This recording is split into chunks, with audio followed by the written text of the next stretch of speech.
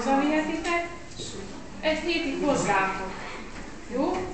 Az udvaron is, ha meglátott titeket, tudom, hogy vagy meglátott ti is engem, nekem is volt egy esetben, akkor tudjuk, hogy egy helyen tartoznak, egy csoportban.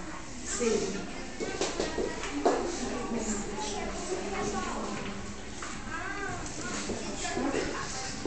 Dávid, te kit ismersz? Szabit ismered, és más nem.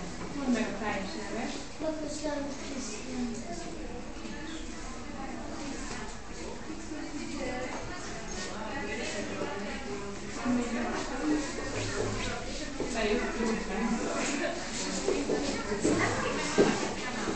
Azért választottam a Dillangot kitűzőnek, mert nagyon szeretem, és mi az előkészítő osztályosok úgy fogunk száldosni a tudomány világaira, csak úgy egy kicsit szippantunk a tudományból, de úgy egyébként mi csak reddesünk és jól érezzük magunkat az iskolában. Ugye ti is azért vagytok, hogy érezzük a dolgatokat, legyenek barátaik.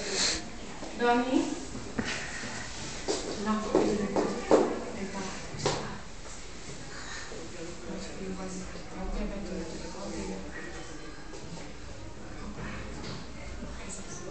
megmondod a teljes nagy nevet?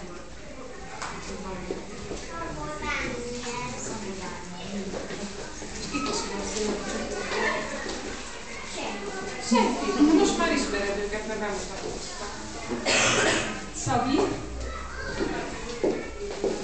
Mondd meg a neved. Szabi, mondd meg a teljes neved. Én tudom, de van, aki nem tudja. Ciki Szabi, és ismered Dávidot. Más nem. Meg most már mindenki minden ismer.